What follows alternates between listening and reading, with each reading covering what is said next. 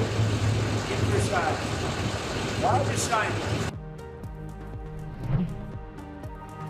Deal signed. President Trump inks an interim agreement to end the war with Iran and reopen the Strait of Hormuz, blowing through his red lines on Tehran's right to enrich uranium, develop ballistic missiles, as well as access frozen funds. Oil falls as the interim U.S.-Iran deal takes effect as investors shift focus to how quickly transits through the Strait of Hormuz can recover and whether sanctions relief could come immediately.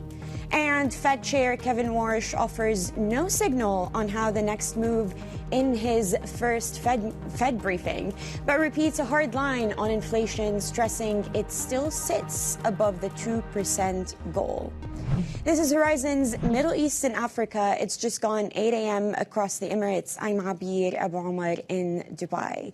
There's a lot to get through today, whether it's the geopolitical story or the debut of Kevin Warsh yesterday in his role as Fed chair. But let's take a quick look at what markets are doing this morning, starting with U.S. futures that are gaining 0.8% higher. Now, the S&P did close 1.2% lower. This is after the Fed meeting, but generally a sense of euphoria is re-emerging with President Trump signing that deal in the Palace of Versailles yesterday.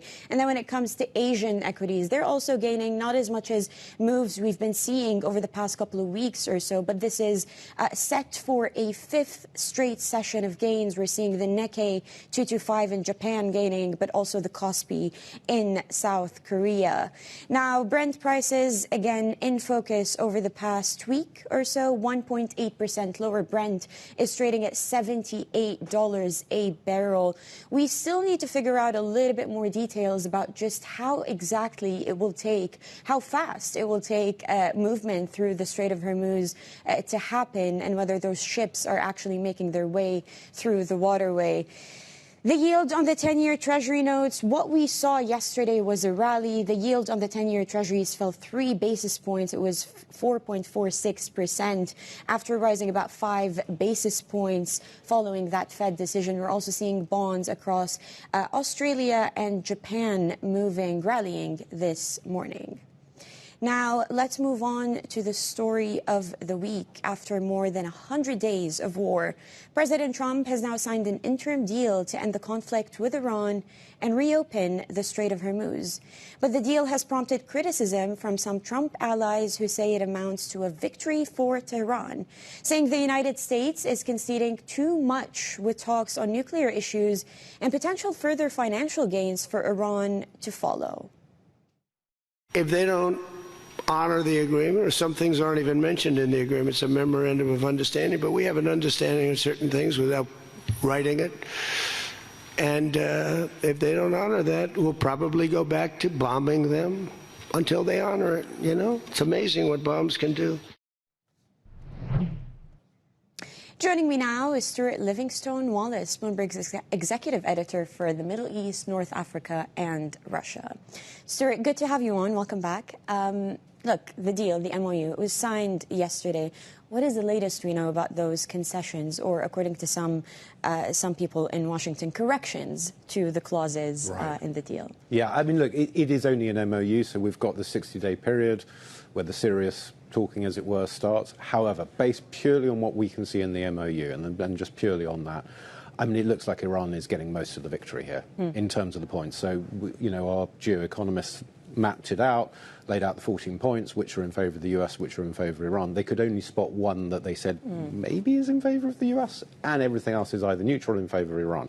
So, in effect, it takes us back to where we were before the war started, except now Iran potentially has sanctions lifted, huge numbers of funds, recognition of various rights that it has, and so on. So it feels like it's in a much stronger position. Yeah, so the deal or the interim MOU that Bloomberg has reported on with those 14 provisions includes an end to hostilities in Lebanon as well. But Israel's actions there still continue. Just how much can that clause really cause this whole thing to unravel? Yeah, that's an extremely good point. I mean, I think that is the chief concern here, is can the US rein in Israel's military activities in southern Lebanon? And secondarily, to what extent is Iran willing to basically blow up the whole deal over Lebanon? I think those two things are basically going to balance up, and we'll see where we're at. At the moment, Israel is hoping, I think, quite firmly that it can stay in the so-called security zone in southern Lebanon. Whether that actually transpires over the next couple of months, we'll see. But clearly, the US isn't particularly happy about it. Israel is definitively not happy about getting out of Lebanon altogether.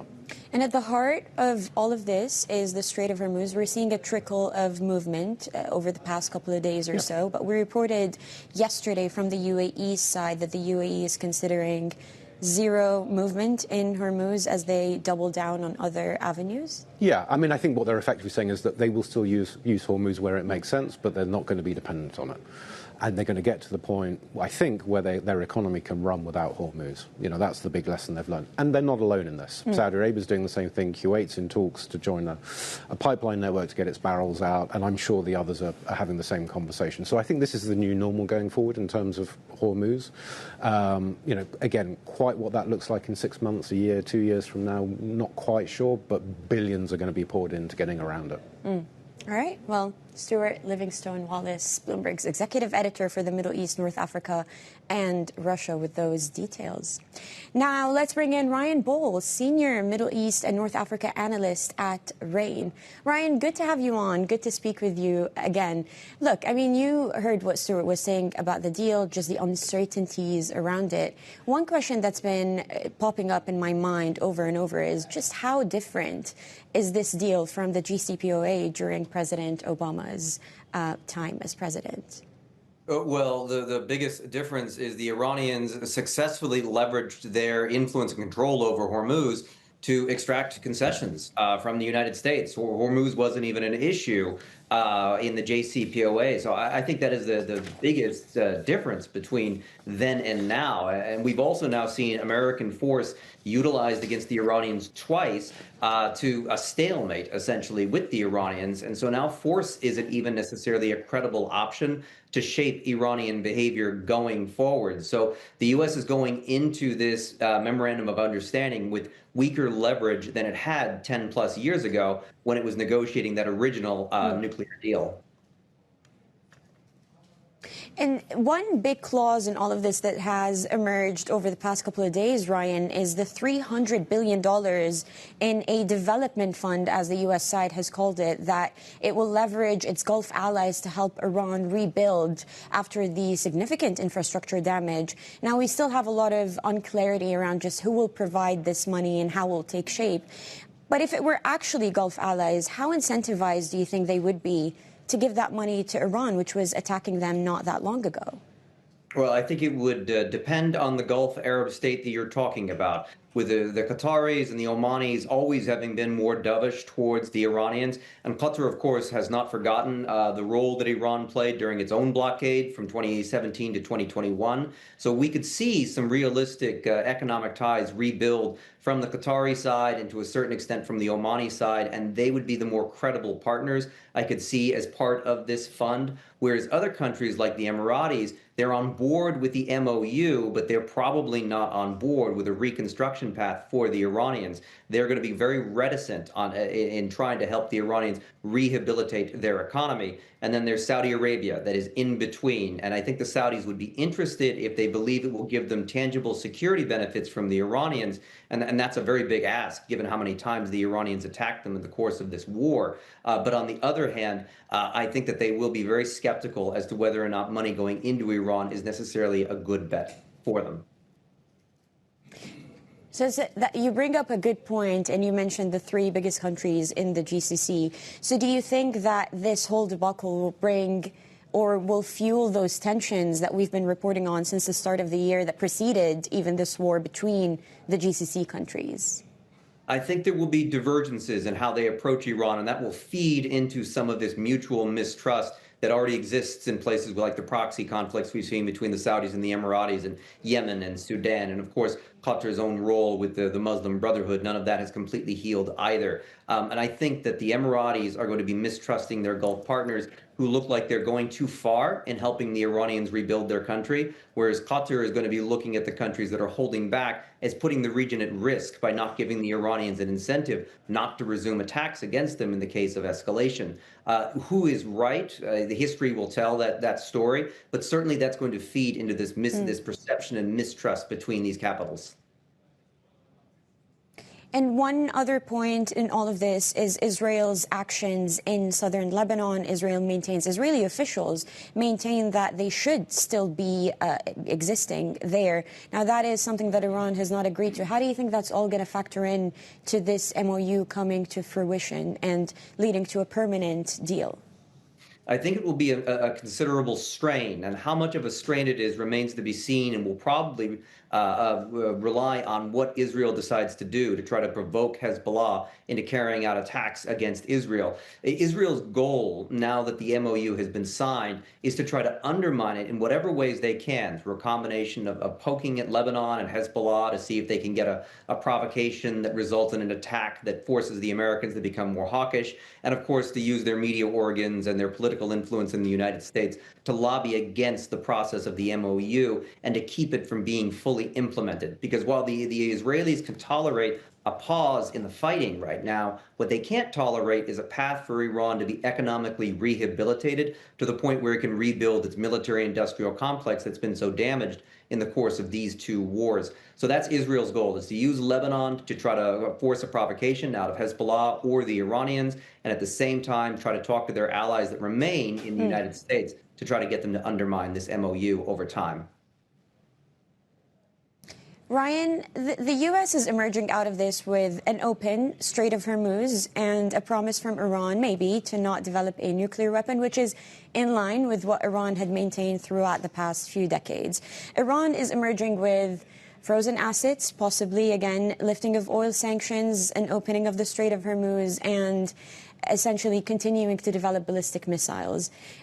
So my question here could be a little direct, but who is getting out of this winning more or having this strategic win that we have been talking about over the past couple of months? I think in the short term, this is largely a boon for the Iranians, for their economy, for their military, industrial, and strategic approaches to their rivals that are much stronger than them. I think that the Iranian hardliners will largely feel vindicated in the way that they dealt with this conflict, which is certainly the most severe fight that they've been through since the 1980s with the Iraqis. But, you know, we can't minimize that Iran still faces serious challenges going forward, many of which have to do with its own political system, which engenders corruption and mismanagement. Tehran, of course, has its own water crisis. And there's no amount of reconstruction aid that can arrive immediately to fix those deeper underlying problems. So I think that Iran is going to be able to wave the flag for the next few months and maybe the next few years, but those underlying problems are still going to cast a real doubt on how viable the Islamic Republic is in the long term. All right, Ryan, we'll have to leave it there. Ryan Bohl, Senior Middle East and North Africa Analyst at RANE. Now, it's still ahead. Aldhabi Capital tells us why they're less focused on the Fed's decision itself and more on Warsh's communication style. More details on that ahead. This is Bloomberg.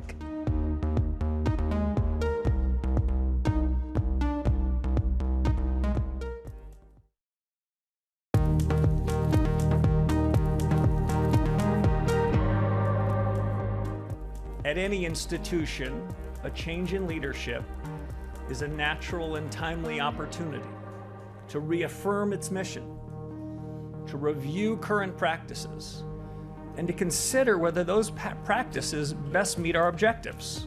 I'm appointing a task force in each of 5 areas that are central to the broad conduct of monetary policy. We recognize that inflation has been running well ahead of the Fed's long-stated inflation goal of 2%. That's been going on for more than 5 years. We've dropped forward guidance.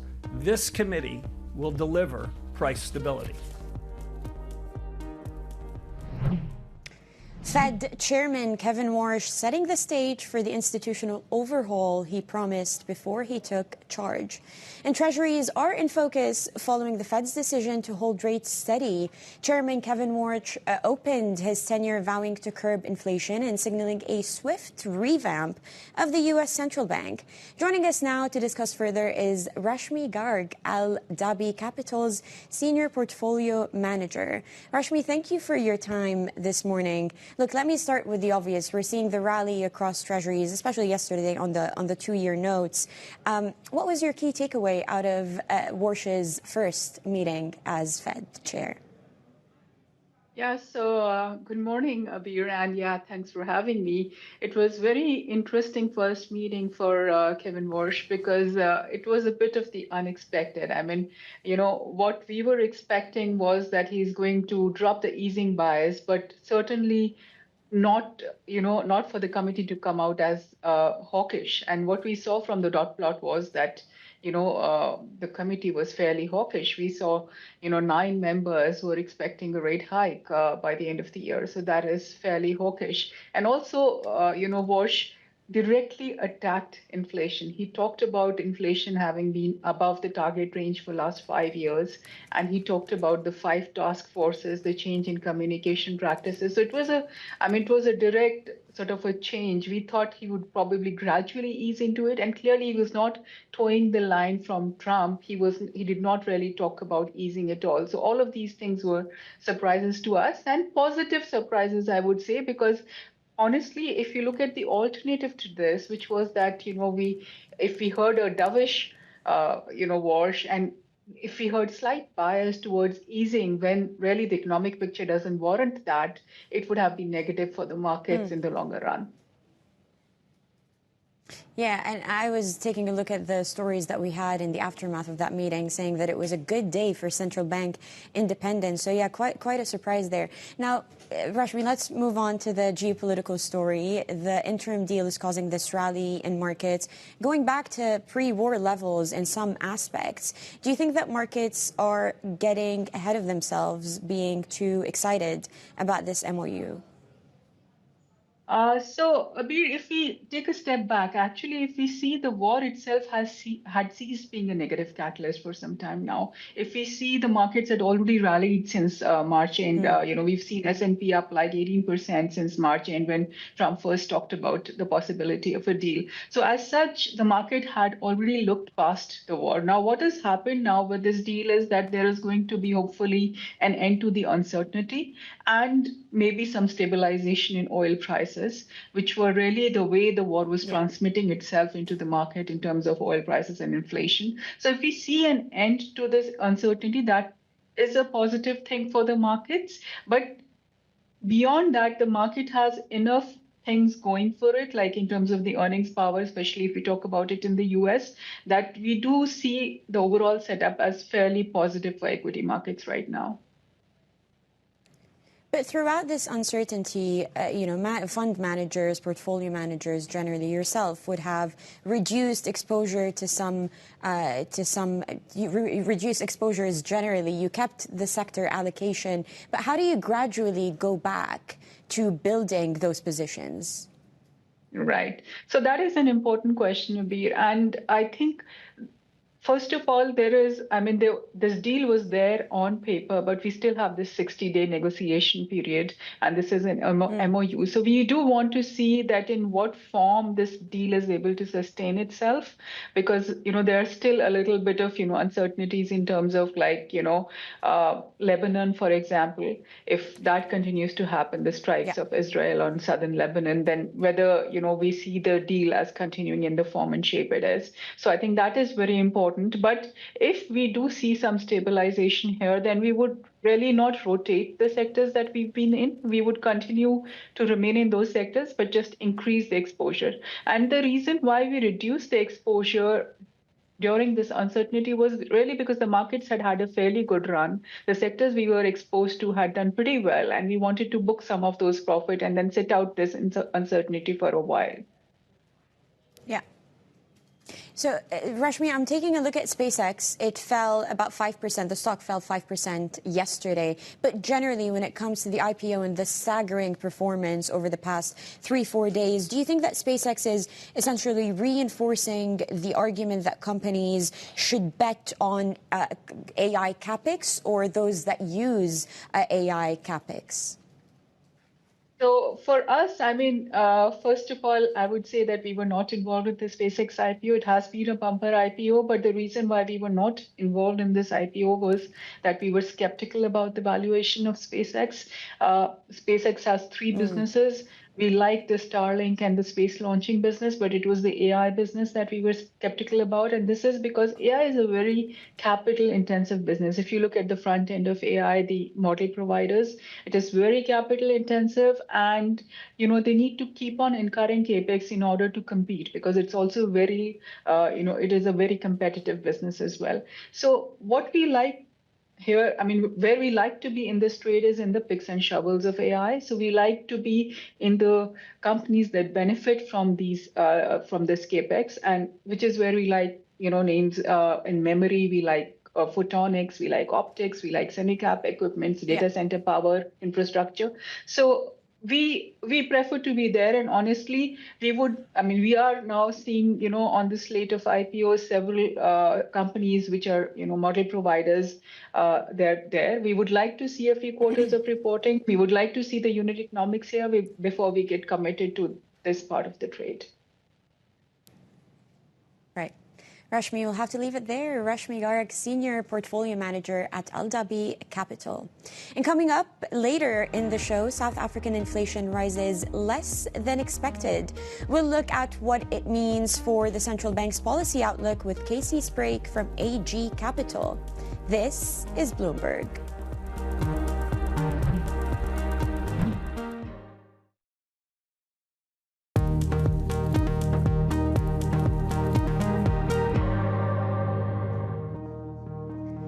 SpaceX shares declined for the first time since its record IPO, shedding 5% at the end of a volatile session that saw the stock initially gain 6% before reversing. Still, the shares remain more than 42% above the IPO price, with the low float amplifying the impact of retail buying. The puts to calls ratio was nearly even in the session, a sign that more investors are hedging against a drop. And Bloomberg has learned that Apple is preparing a second-generation iPhone Air. Sources say the new model, codenamed V62, is set to launch in spring 2027. Current prototypes add a second rear camera for ultra-wide-angle photography and are in advanced testing within Apple. The updated Air will be powered by a version of the A20 Pro processor, and Apple is working to improve battery life. Now, before we head into the break, a quick look at where equity futures are. S&P rising still, NASDAQ and Dow Jones doing the same, Eurostoxx futures dropping. Oil is dropping this morning, a deal in the United States. Now, coming up, we discuss the market reaction after Kevin Warsh's meeting. This is Bloomberg.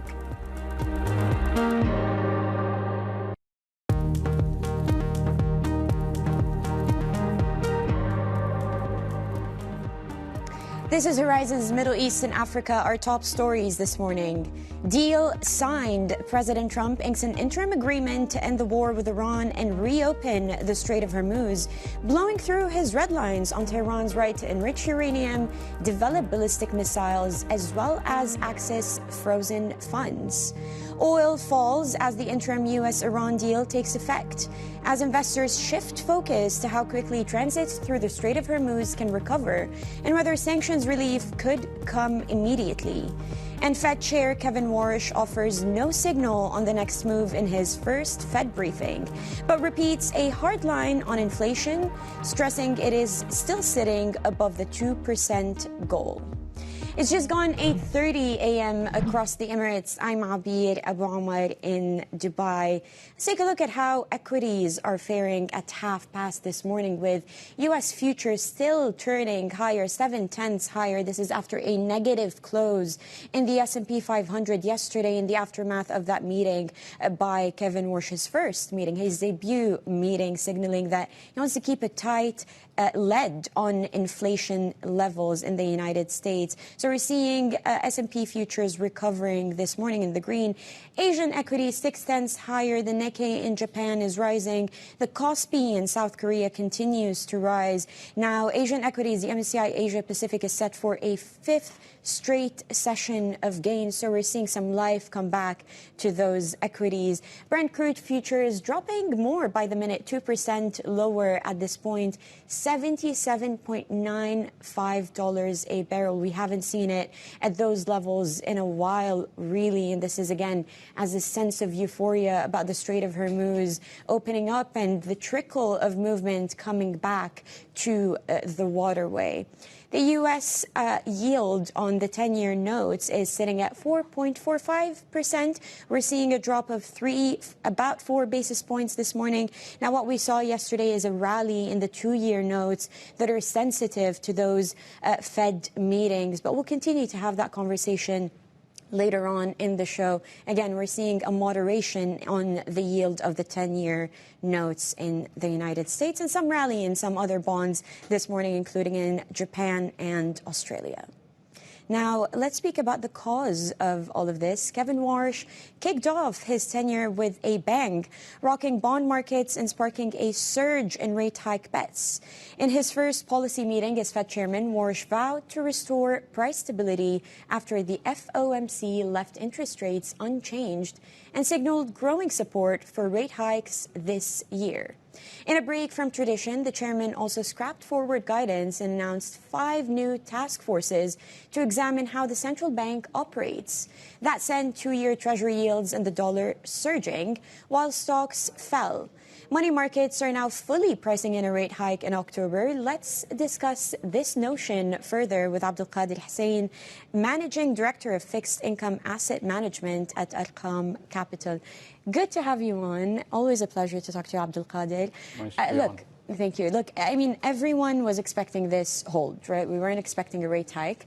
But what would it take for the Fed to actually hike rates this year? I think what you're going to see is, I think what sort of caught everyone off guard was the number of guys who voted for a potential rate hike in their dot plot. So you had 9 guys who saw at least 1 to 2 hikes this year, which is what has sort of brought in the October hike right away. I think in order to get that hike, you're going to have to see continued acceleration of inflation. I think you're going to have to see the fact that these oil prices that are now coming down and supply chains that are now opening up are not going to result in lowering costs maybe 2-3 months down the line. So if you continue to see high PCE numbers, I mean, the PCE forecasts in the SEP yesterday are significantly higher than they were from the last meeting. So if you do see those sort of PCE numbers come over the next few months, then I think the October hike is pretty much on. But if you start to see some of this supply side cost push effect start to wear off in the next 3 or 4 months, then you potentially might see the Fed hold again in October and wait for a couple more months of data. So was it surprising to you? We were talking to Rashmi from Aldhabi earlier, and she was saying that it was Warsh's debut was a surprise to her. What was his sort of more hawkish tilt a surprise, going away from those lines he had with President Trump? Yeah, I mean, I think that, you mentioned in your build-up they broke tradition by not giving forward guidance. I mean, for old-timers like me, forward guidance was the actual break from tradition, right? We grew up in a bond market without forward guidance. So I think his insistence on sort of stepping back, not providing a dot plot, not providing his input into the SEP, creating this task force to look at future communication. Obviously, I think that's caused people to kind of look back and or sort of look at how the Fed might change going forward. I think, like I said, what surprised people was the number of Fed members that voted or saw a rate hike this year. I think people were expecting maybe 3 or 4 members, but to have kind of half the committee see a hike is something that was probably more hawkish than people expected. And this whole environment, the Fed, what we're seeing out of the geopolitics in the region, what does that mean, and how do you position when it comes to fixed income in the region particularly? Yeah, so in the region, I think obviously the credit spreads in the region are extremely tight. We're now actually back to pre-war levels as far as valuations in the region are concerned. So we don't really position for a lot of further tightening in terms of credit spreads on the back of this, the signing of this agreement and sort of the potential reduction in geopolitical risks. We are still sort of expecting that over the medium term, rates are probably going to come down, even though you might have a hike towards the end of this year. We aren't calling for one, but I think if you look at it on a 12-month horizon, you're probably going to look at lower rates as inflation kind of feeds out of the system. And so that is going to be your primary driver of returns in the fixed income market in this region. So credit spreads are probably going to, remain here or maybe widen a little bit. Yeah. But you actually, the reduction in interest rates will overshadow that widening. And you're already earning a pretty good current yield on the regional index, almost about 5.6%. So if you kind of get that reduction in rates over the next 12 months, you're looking at sort of a 6.5–7% total return asset class in this region. So over the second half, we're looking into lots of factors. What do you think is going to be the biggest risk for bond investors? Sticky inflation, a slowdown in global growth, maybe a policy response mistake? Well, I think the biggest risk still is the geopolitics, because we've got the 60-day period. A lot of things can go wrong in the 60-day period. But outside of that, I think from our perspective, we would probably look at a higher from a bond market fixed income perspective. Obviously, inflation continues to be the biggest threat. So if you start seeing inflation expectations, which have still been relatively anchored, if you start seeing those long-term inflation expectations start to get unanchored, and the Fed, and the market perceives the Fed is way behind the curve, then then the risk of sort of steeper interest rate hikes going into 27 becomes a reality, and that obviously is the biggest fear for bond market participants.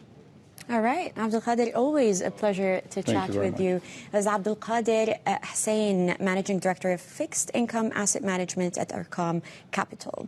Now, for a look at some of the other stories we're following, EU merger officials have been notified of the $55 billion sale of Electronic Arts to a consortium of investors led by Saudi Arabia's Public Investment Fund. Regulators will decide by July 22nd whether to escalate the probe or approve the deal, which will also be scrutinized under the EU's foreign subsidy rules. The deal was agreed in September of 2025 in the largest leveraged buyout on record. And Iraq is preparing to boost oil exports from its southern ports with a formal deal to open the Strait of Hormuz scheduled to be signed on Friday. The country is completing the process of nominating tankers to load Iraqi crude oil and is dealing with requests from buyers who have already told state marketing firm Somo which tankers they want to use for loadings.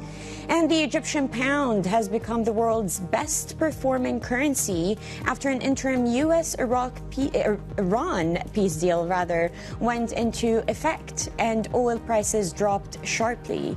The pound had come under pressure after the war with Iran began in late February. That is as surging energy prices threatened to strain Egypt's budget and raise costs for a population already worn down by years of elevated inflation. Coming up, South Africa's inflation rate rose less than expected. We'll discuss what this means for the central bank's rate path ahead with Casey Sprake from AG Capital, and that is next. This is Bloomberg.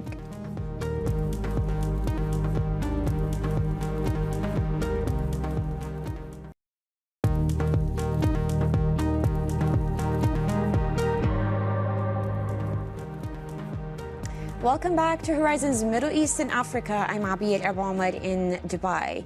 Traders are paring back their bets on further interest rate hikes by the South African Reserve Bank after inflation came in lower than expected. Consumer prices rose 4.5% below economists' forecasts, with easing oil prices expected to help moderate inflation going forward. Joining us now is our Chief Africa correspondent, Jennifer Zapasaja. Yeah, thanks so much, Abir. With me now is Casey Sprake. She's a market strategist at AG Capital. Casey, thanks so much for being here. So Abir was just going through some of the numbers there. We saw fuel was really the dominant driver of the increase, and yet you're saying this is not necessarily a concerning print. Can you just walk through sort of your basis based on what we got with these numbers? Yeah, no, the exciting bit is that markets actually cheered the latest CPI print for South Africa, given that it came out a lot more moderate than what was expecting, coming in at 4.5%. Obviously, of course, it is up from 4% from the previous month, but economists were expecting a far larger print of around 4.7 to even 4.8. But I think was quite important was the underlying dynamics of the print. So we see that core inflation, of course, most important, strips out your volatile components of energy and fuel. That came in at 3.8%, which was, yeah, it's still showing moderate. And I think markets are starting to feel that we're not seeing too much underlying pressures filter through to the market. But what is, of course, key is the fuel print. It is not a pretty picture at this point. I think the month-on-month increase alone for May was around over 19%. And on a year-on-year basis, we're seeing fuel prices up over almost 30%, which obviously has a significant impact on South Africans' consumer pockets at the end of the day. Right, and yet you point out that a lot of the offsets, though, with this inflation print potentially did help sort of offset some of the pain from the fuel price? Yes, so we see a moderation in food prices particularly, which has been a source of concern, given various obviously international dynamics and locally as well. There are concerns that we are going from the La Nina to El Nino event as well locally. So there is a bit of pressure on food prices coming up. So again, it came in quite moderately at about 1.9%. So that bodes well for how it permeates to the rest of the inflation basket in South Africa. Can we just talk about what we're seeing in the Middle East? Of course, we're seeing Brent crude now down to just below $78 a barrel. How much does that feed into the near-term inflation outlook for South Africa? So it will have quite a direct impact quite quickly, particularly on the headline numbers. Obviously, of course, South Africa is a net fuel importer, like most economies, and has a particularly severe effect on the inflationary basket in South Africa. So we should see some immediate relief, which is going to be fantastic. I think most markets are pointing to inflation peaking in around June, around just under 5%. So hopefully we'll actually see a moderation from there. It's more about what's going on the underlying core prints, given that in South Africa, your typical rule of thumb is about a sort of 4 to 8 month delay, depending on fuel prices, how that filters to the rest of food prices, your logistics costs, etc. Which makes the SARB's job in July pretty difficult. It seems like it's a bit torn based on market participants about what they're going to do. Very much so, and I think ironically yesterday's print was a lot more positive than what people were expecting. We are definitely going to get another rate hike this year in South Africa of around 25 basis points. The question is just when. My sense is that we'll probably see a pause in July meeting, and likely to see probably a hike either September or November along either of those meetings. So probably be a flip of a dice. Why is that though? Because I've seen Goldman, I think, is expecting 25 basis point hike in July. Why do you say that? So for me, I think a lot of big determinants will be certain prints that are coming out that the SARB is very dependent on. So you see inflation expectations from the Bureau of Economic Research. I think that'll be released the 30th of June. So that will give us a really good indication if the SARB has any sense that inflation expectations are starting to build amongst sort of the broader economy, then that will be a bit of a trigger pull. We'll also see the SARB themselves towards the end of this month will be releasing the latest wage and data coming through. Of course, that's a huge barometer within the local market. So it's a catching to the SARB is very conservative. They're not quick to rush. The last hike, of course, was not very particularly welcomed within the broader economy. So at this point, I feel like it'll make sense to pause to see how inflation moderates with the peace deal in place. And give them just a chance to reflect and wait and see that data to pull through. Yesterday we did see Kevin Warsh's first meeting as chair, and we've seen EM currencies, including the RANE, weaken ever so slightly. Is what we're seeing in the U.S. and with the Fed sort of outpacing what we're seeing in terms of a peace deal in the Middle East and sort of easing fuel price inflation? I think so. I think within the market, particularly emerging markets like South Africa, it's more of a wait-and-see game to see how that filters through on the economy. Of course, what the Fed does is a major barometer. But I think markets for a long time have also broadly been pricing in the fact the Fed will be a lot more dovish in its outlook under the new leadership. Yeah. So I feel like a lot of that's already sticking in. It's probably a lot more sort of the geopolitical space and localized issues in the country that would be driving the currency at this point. And so then what does that look like going forward? Do you expect more weakening? I think right now it's just about 16.33 to the dollar. What does that look like? What are the factors? Is it El Nino? What are you getting? I honestly think it will probably trend sideways at this point. Again, and just until we see how this filters through on the economy. Of course, there are some risk factors sensible in South Africa. We mentioned already adverse weather patterns, how that's going to filter through. Of course, we are seeing a weakening in the consumer basket and the outlook thanks to the pain that we've seen from the beginning of the year. I mentioned that lag effect as well. We're starting to see very early indicators from the retail segment, etc., on how consumers are struggling in South Africa.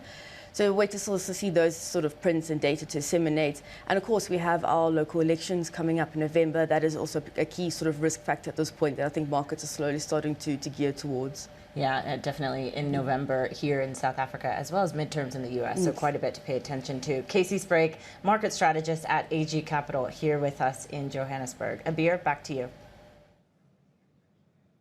Thank you. That was Jennifer Sapasaja, our chief Africa correspondent in Johannesburg. Now, coming up, the Trump administration is trying to turn Libya's fragile truce into an energy success story. We'll bring you the details on that story next. This is Bloomberg.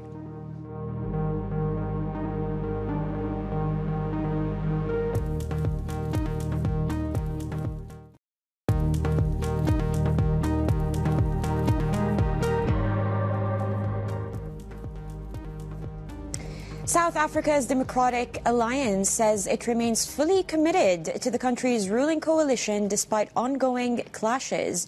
New party leader Jordan Hill-Lewis said the coalition is not functioning as intended, accusing the ANC of making decisions without consultation. He said he views the coalition as the best opportunity to revive the economy and warned that its collapse could lead to the ANC forming an alliance with other parties. And former Nigerian oil minister has been cleared of all bribery charges by a London court. A jury found her not guilty on multiple counts of accepting bribes while serving as petroleum minister between 2010 and 2015.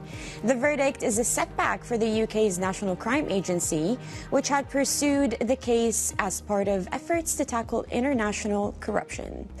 The Trump administration is trying to bridge Libya's political divide as part of its broader push for U.S. energy dominance.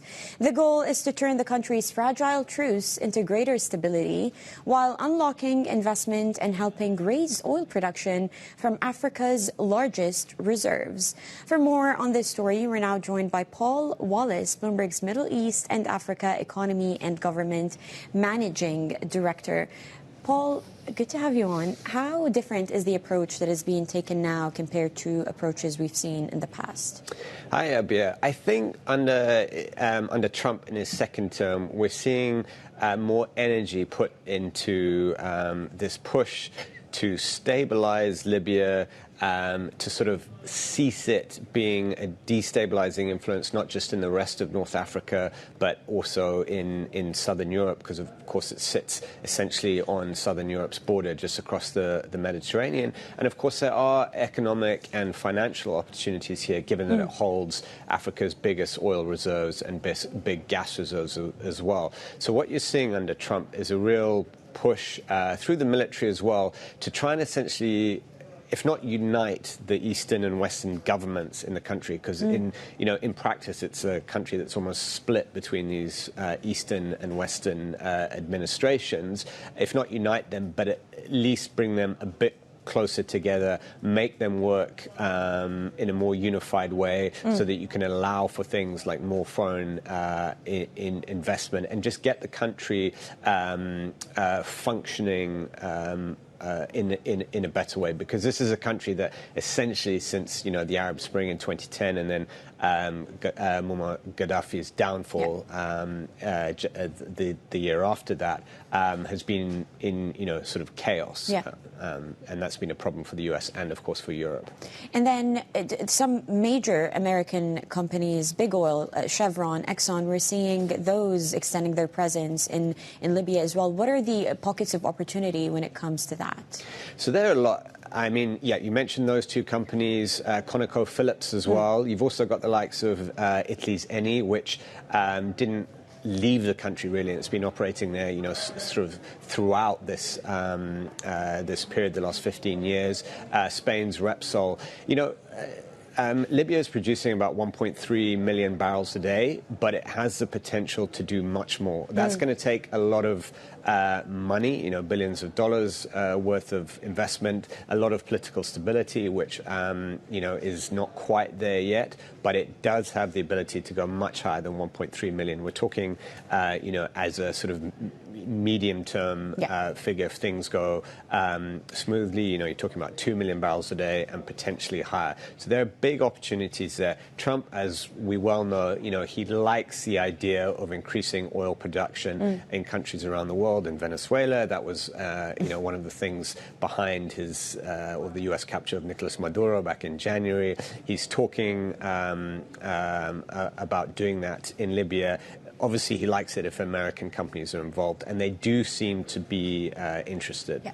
All right. That is fascinating details about that story. That was Paul Wallace, Bloomberg's Middle East and Africa Economy and Government Managing Editor.